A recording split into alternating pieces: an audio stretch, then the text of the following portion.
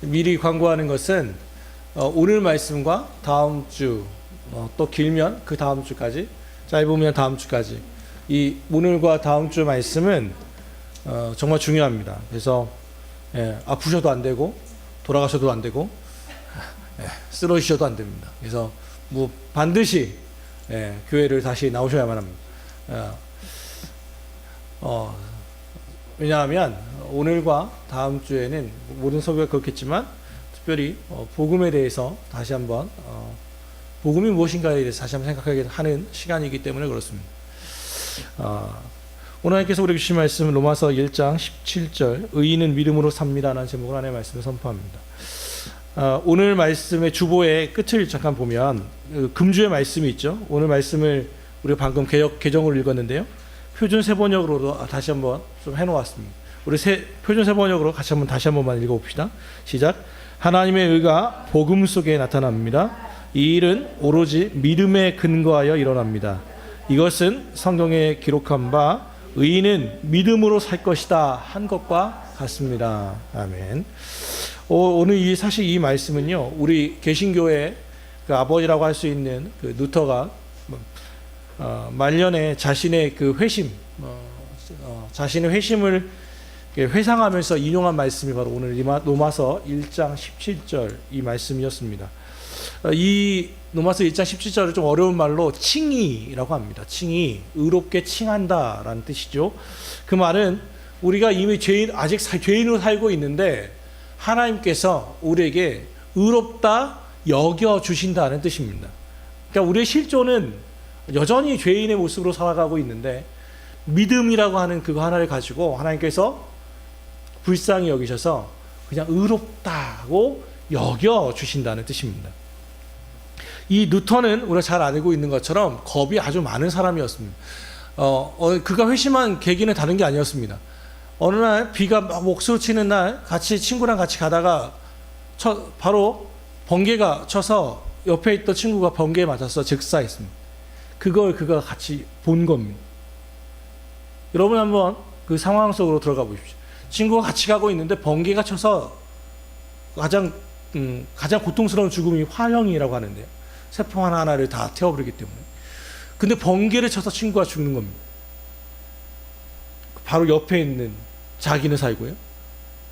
어떤 생각을 하겠습니까? 살려주셔서 감사하다고 하겠습니까? 그는 극심한 공포 속에, 두려움 속에 빠졌습니다. 하나님 앞에서 하나님이 한순간에 한 생명을 끝낼 수 있다는 것을 알게 되었습니다. 그에게 하나님에 대한 인식은 딴 게 아니라 심판의 하나님이었습니다. 진노하시는 하나님. 하나님이 정말 무서워서 화가 나신 하나님.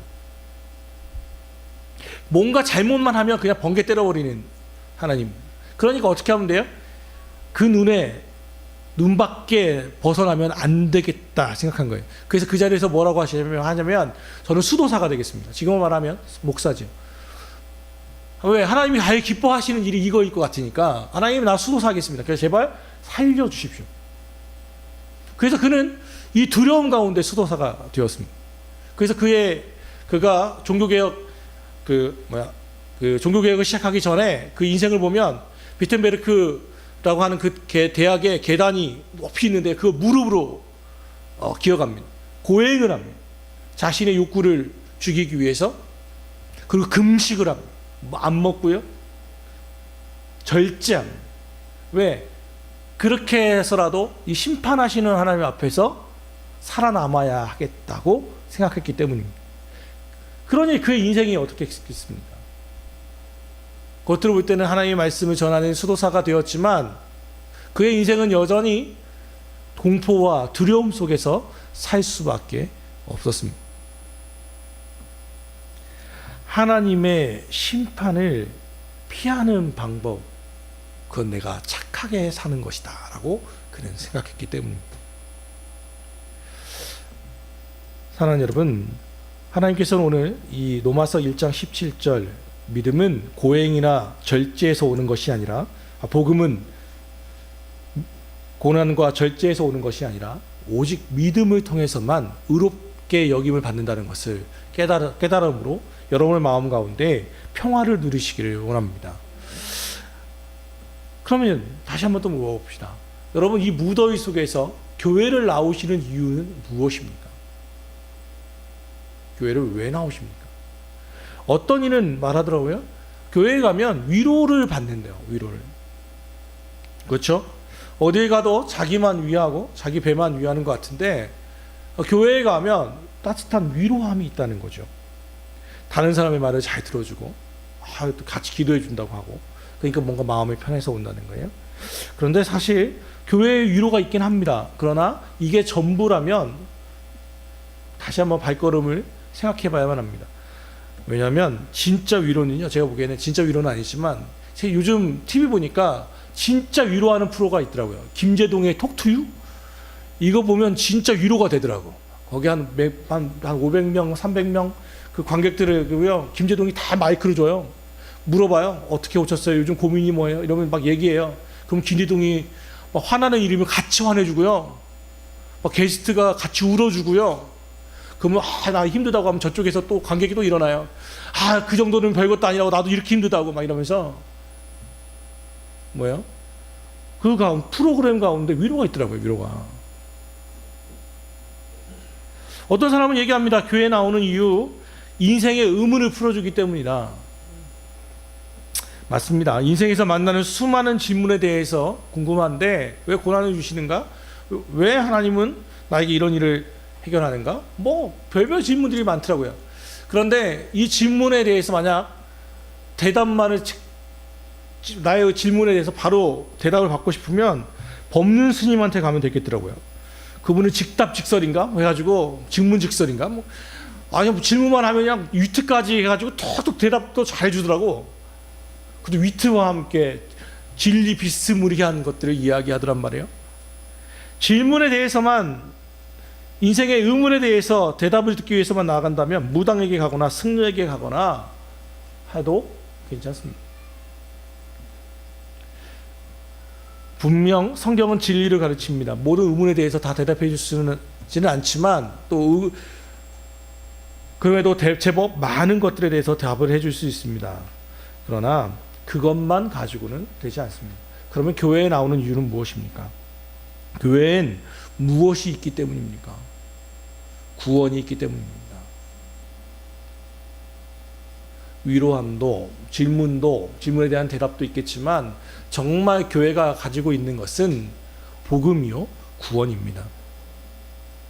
이 땅의 아픔에 대한 위로와 내 질문에 대한 대답보다 가장 근원적인 필요가 있는데, 그것은 바로 이 구원이라는 것입니다. 누가 나를 이 사망의 몸에서 건질 수 있을까에 대한 이 인생의 최대의 문제인, 난제인 죽음에 대한 해결, 그리고 그 이후에 오게 되는 절대자이신 하나님과의 만남 앞에서 그 심판에 대한 해결책, 이것이 구원이며 이것에 대한 해결을 하는 것이 복음입니다. 곧 복음이란 예수 그리스도를 통해 하나님이 이 땅에 오시고 우리를 만나 주시고 우리를 위해 십자가를 져 주시고 다시 부활하신 것, 이것을 믿는 것이 복음입니다. 내가 무언가를 해서가 아닙니다. 내가 무언가 아주 대단한 일을 해서가 아니라, 옛날 사람들은 어떤 하나님을 믿었냐면 마치 슈스케? 애들이 오디션 보는 거 있잖아요. 그런 거 같은 하나님을 믿었습니다. 우리 인생을 앉아가지고 딱 계셔가지고 채점해 주는 거죠. 김현명이 영성 분야 10점 만점에 7점 이런 식으로 가지고, 체력 분야 10점 만점에 10점 이런 식으로 채점 줘가지고 자기 기준에 안 맞으면 딱 치시는,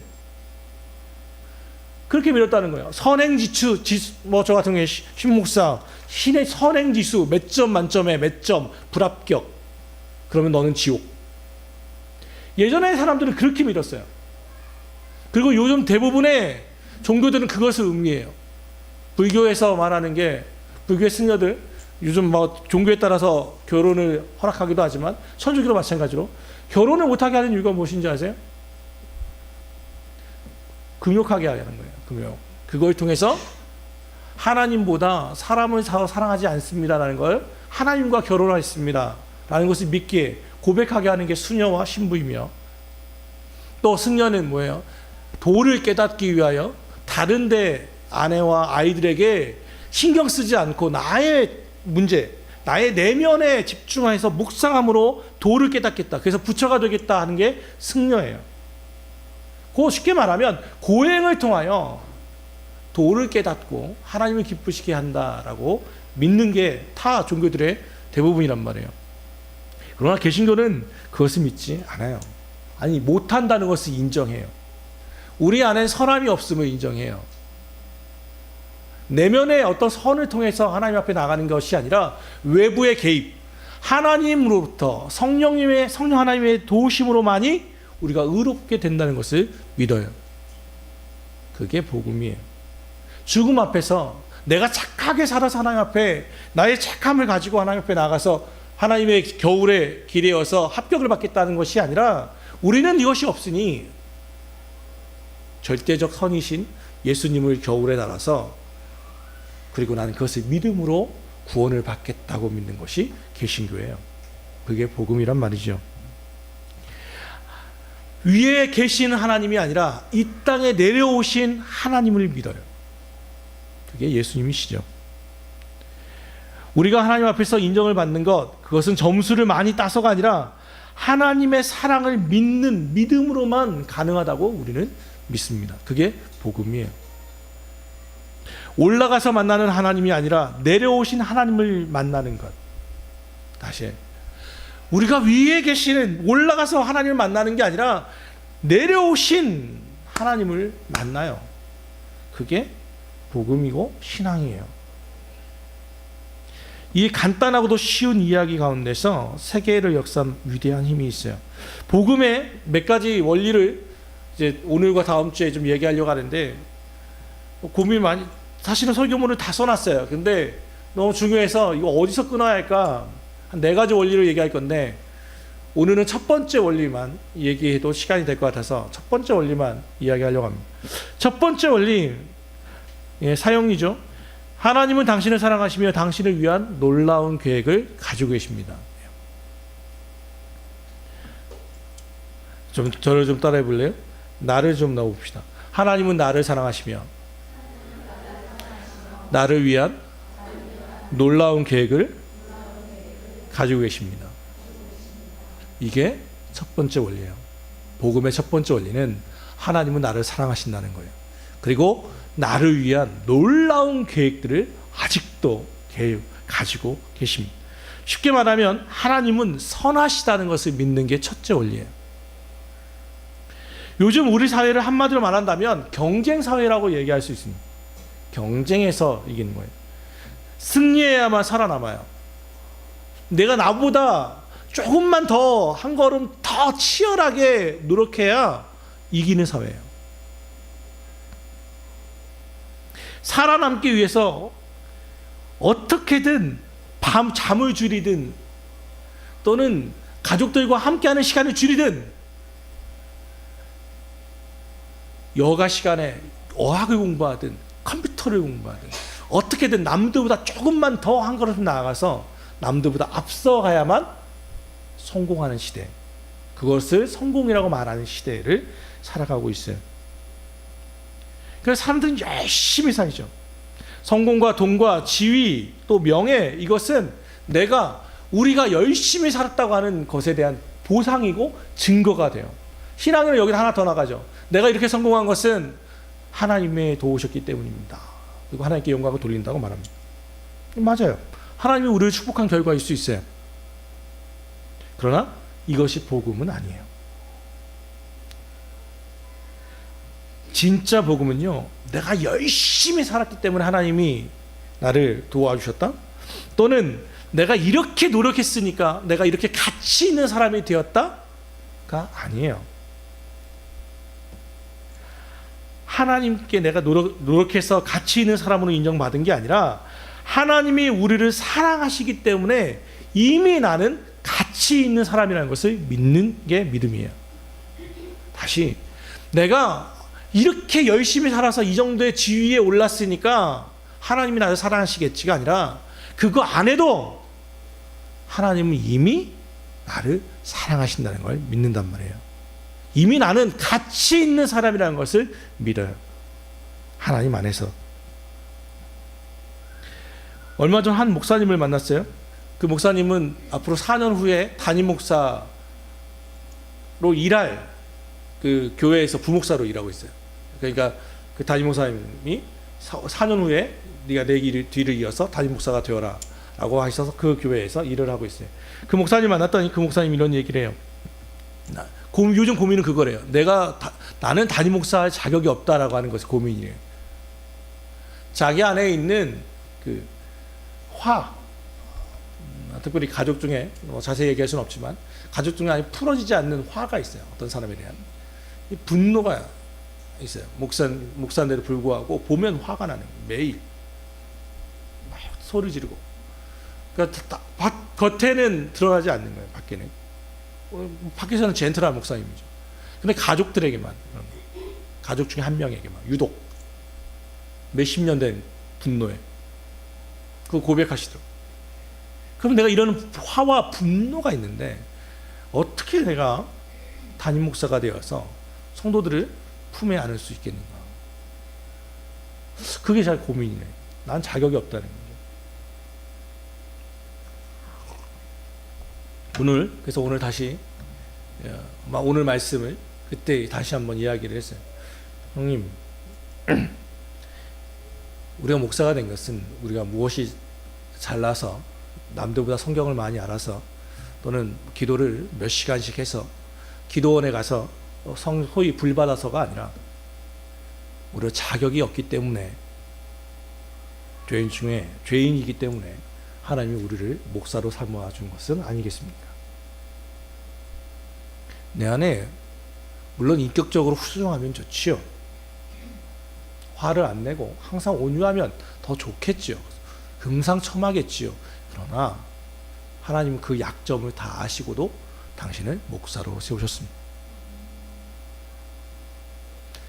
하나님 앞에서 이걸 다 해결하려고 목사가 되려고 하면, 담임 목사가 되려고 하면 형님은 나중에 천국 가서도 못합니다. 하나님은 다 알고 계십니다. 내가 무언가 이렇게 훌륭해서 하나님이 나를 사랑하시는 것이 아니라 하나님은 그 존재 자체를 사랑하십니다. 아이들을 생각해 보십시오. 우리 꼬맹이들, 특별히 갓 태어난 아이를 생각해 보십시오. 그 아이가 가정의 경제에 끼치는 영향에 대해서 생각해 보십시오. 기여하는 바 한 가지만 얘기해 보십시오. 아이가 태어났는데 가정 경제에 기여하는 바가 있습니까?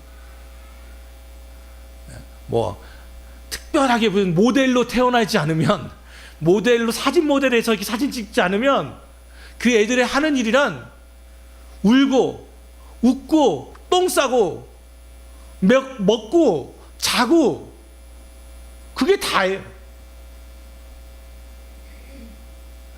그러다가 어느 날 몇 개월 좀 되다가 한번 뒤집기라도 하면 박수 받아요. 그 동영상 찍어서 막 올리더라고요. 애가 뒤집었다고 막 난리가 나요. 저는 이번 날씨 하도 더워서 집에서 수백 번 뒤집어요. 우리 아내는 저한테 박수를 안 치더라고요.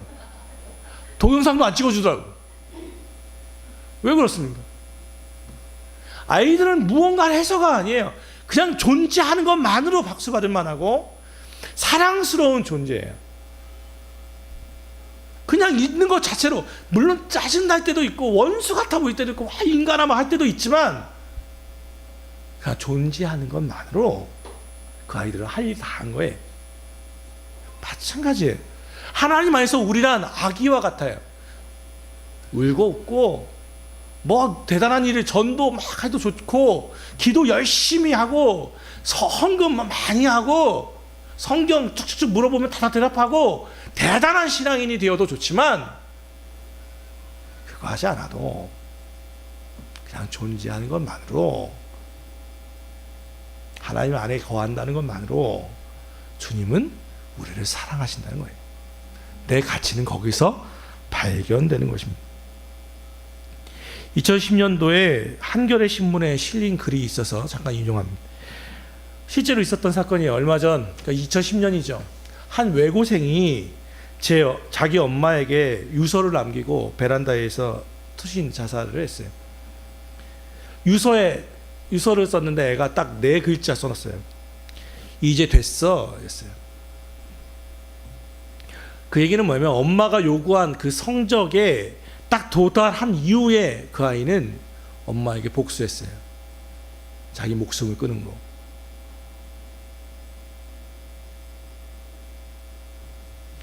그 아이는 투신하는 순간까지 다른 부모들이 부러워하는 아이였어요. 이렇게 공부를 잘할 수 있다니. 그리고 만약 투신하지 않았다면 여전히 그는 그런 아이처럼 될 거예요. 한겨레 신문에 이렇게 써 있어요. 스스로 세상을 떠나는 아이들이 매우 빠르게 늘고 있다. 아이들은 끝없이 죽어가는데 부모들은 단지 아이를 좀 더 잘 살게 하려 애를 쓸 뿐이라 한다. 대체 아이들이 얼마나 더 죽어야 우리는 정신을 차릴까? 경쟁 사회에 몰리는 아이들에 대한 모습이에요. 너 행복하려면 이 정도 점수를 해야 돼. 이래야 내 자식이야. 옆집에 누구는 이만큼 했다는데 넌 왜 이거밖에 못하니? 야, 네 형은 이 정도 했는데 넌 왜 이렇게 못하냐? 네 언니는 네 나이 때 야 지금 어디까지 들어갔는데 너는 이것까지 못하니? 그 아이는 엄마의 요구에 맞추기 위해서 성공했어요. 그리고 복수했어요. 이제 됐어? 사랑하는 성도 여러분, 우리는 저 외고생 아이처럼 신앙생활하고 있지는 않습니다. 하나님의 요구사항을 맞춘다고 맞추기 위해서 되지도 않는 노력들을 하고 있는 것은 아닙니까? 조금 못하셔도 괜찮습니다. 자유가 방종이 되어서는 안 되겠지만 이걸 하기 때문에 하나님이 여러분을 사랑하는 것이 아니라 하나님을 사랑하기 때문에 기도하는 것이고, 하나님을 사랑하기 때문에 전도하는 것이고, 하나님을 사랑하기 때문에 오늘 말씀을 읽는 것이고, 하나님을 사랑하기 때문에 이 자리에 나와 있는 것입니다. 그것을 주객이 전도되어서는 안 됩니다. 사랑하는 교육부 여러분, 특별히 오늘 기도 가운데 고3 아이들이 얘기가 나왔는데요. 이 땅에서 성공하십시오. 되도록이면 좋은 대학교 그리고 여러분의 달란트와 재능과 맞는 곳에 들어가십시오. 그리고 하나님의 영광을 드높이십시오. 그러나 성공에 매몰되지는 마십시오. 그리고 서로 성공 못해도 남들 보기에는 어떠하든 하나님은 나를 사랑하신다 라는 것을 믿으시기를 바랍니다.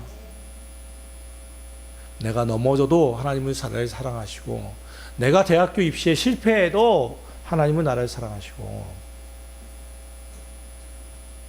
내가 서로 남들 보기에 제 몫 못하는 사람처럼, 제 몫을 못하는 사람처럼 보여도 하나님은 나를 사랑한다는 것을 믿으십시오.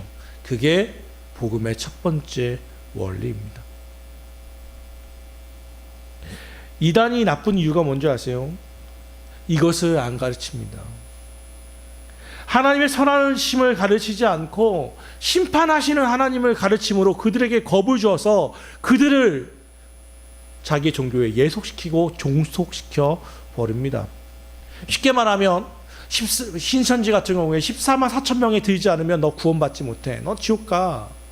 그러니까 청년들이 아침 6시부터 밤 11시까지 우유 하나와 삼각김밥 하나를 먹으며 전도하고 거짓말하고 다니고 하는 겁니다. 우리 교회에 나오지 않으면 너 지옥 간다. 그렇게 가르치는 것들이 이단입니다. 이 경쟁 사회에서 영원한 승자는 있을 수 없습니다. 한순간의 승자는 언젠가는 패배할 수밖에 없지요. 경쟁이 우리의 삶의 전부가 된다면 무엇보다 불행한 것은 우리 이웃들과의 관계입니다. 우리 이웃이 뭐가 되면 내가 언젠가 눌러야 할 적이 되는 거예요. 이 경쟁 사회를 알려주는 게 바로 고등학교와 대학교 아이들이에요. 대학교에 들어가 보면 아는 것이, 고등학교 때는 그래도 애들 필기라도 공책을 빌려주면 필기책이라도 빌려줬고, 물어보면 야, 이 수학 문제 못 풀겠다면 알려주고 했는데, 대학교에 가니까 정말 어려워요. 알려주는 일이 없어요. 왜? 이게 절대평가가 아니고 상대평가가 됐거든요. 상대평가 뭡니까? 이 기준이 맞으면 다 올라가면 절대평가인데, 상대평가는 내가 얘보다 우월해야 한다는 거예요.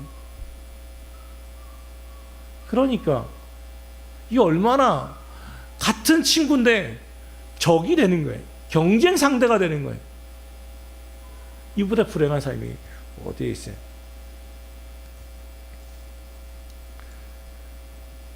하나님 안에, 이 복음 안에 살게 될 때 우리는 경쟁으로부터 자유할 수 있습니다. 이 복음을 받아들일 때 우리는 참 자유로움. 그러니까 진리를 알지니 진리가 너희를 자유케 하리라. 진리를 알지니 진리가 너희를 자유케 하리라. 세상의 프레임에서 우리는 벗어날 필요가 있습니다.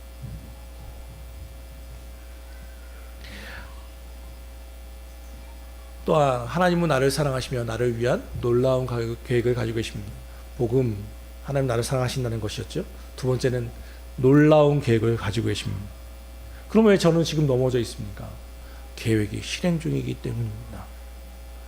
이것에 대한 분명한 예가 얼마 전 뉴스에서 나왔습니다. 저는 너무 감동을 받았습니다. 태국에 있는 아이들, 또 동굴에 갇힌 아이들 12명, 그 아이들 코치까지 해서 나오는 과정을 보면서 제 기사, 그 아이들을 위해서 막 세계에서 다 나와서 막 그 애들 건지려고 한 것도 너무 감동이었지만, 진짜 감동은 뭐였냐면 그 아이들이 했던 일이에요. 했던 일.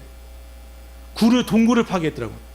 코치가 25살밖에 안 되는 코치가 그 아이들에게 희망을 주기 위해서 뭐 했냐면 그 동굴에서, 갇힌 동굴에서 굴을 파괴했어요. 땅굴. 상식적으로 생각해봐요. 땅굴 파다 죽어요. 배고파서 죽을 겁니다. 그렇지 않습니까? 그런데 왜 코치는 그 일을 시킨 겁니까? 희망을 놓치지 말라는 거예요. 그냥 가만히 앉아가지고 아이고 막 원망하겠죠. 왜 그때 이 동굴을 가려고 탐험을 했던 학교는 뭐 했으며, 코치는 뭐 했으며, 내가 왜 이 축구단에 들어와가지고 이 고생을 하며, 엄마 아빠는 얼마나 우리를 걱정하겠으며, 이 먹을 거는 언제 떨어질 것이며, 얼마나 많은 고민과 원망과 절망이 그들에게 찾아왔겠습니까? 근데 코치가 했던 일이 그거더라고요. 명상을 시켰다. 그거 있더라고요. 그리고 또 굴파괴했다. 희망을 놓치지 말라. 메시지죠. 사랑하는 여러분, 하나님은 우리를 위한, 나를 위한 놀라운 계획을 가지고 계시다는 것을 믿으시기 바랍니다.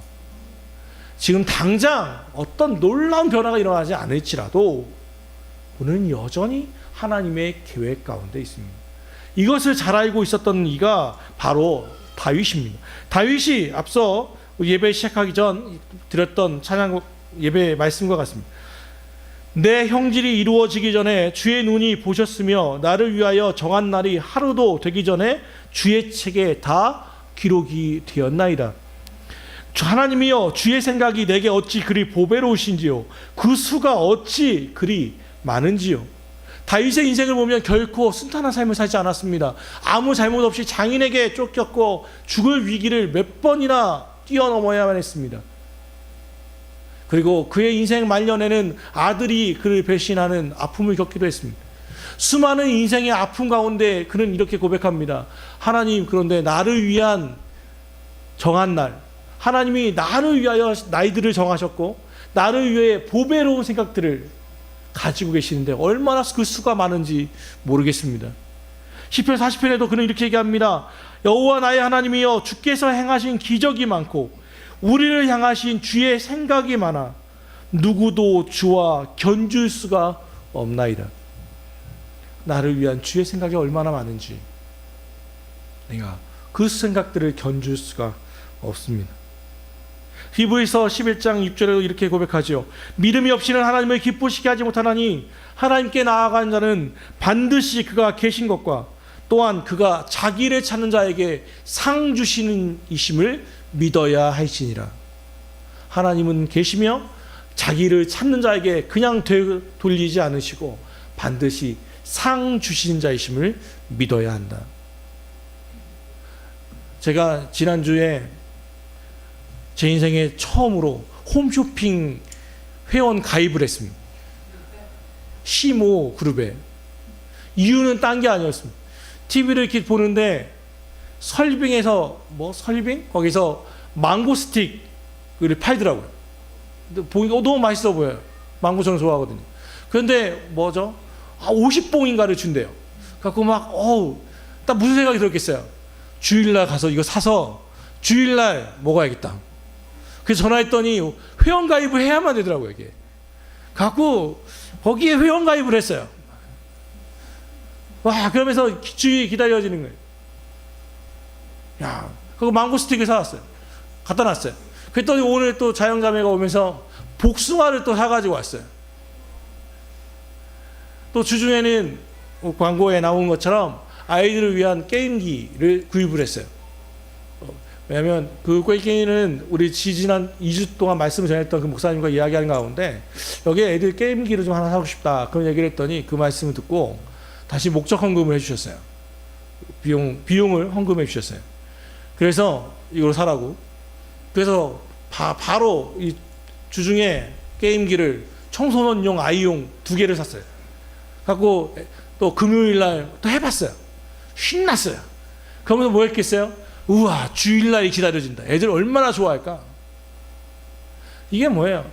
여러분, 참 죄 많은 목사도요, 성도들 한 명 한 명에 대해서 다 관심을 가지지 못하지만, 능력이 바뀌지만, 주일날 오는데 어떻게 하면 기쁘게 여길까를 생각해요. 어떻게 하면 성도들을 조금 더 정말 은혜를 끼칠까? 그리고 기쁨을 줄 수 있을까? 그런데 하나님께서는 어떠시겠냔 말이에요. 하나님은 자기에게 찾는 자에게 상 주신 자이심을 믿어야 할지니라. 하나님은 좋으신 분이에요. 선하신 분이에요. 오늘 복음으로 돌아갑시다. 복음의 첫 번째 원리는 간단합니다. 하나님은 나를 사랑하시며 나를 위한 놀라운 계획을 가지고 계십니다. 이 말씀 안에서 참 자유로움을 누리시는 여러분이 되길 주 예수 그리스도로 축원합니다.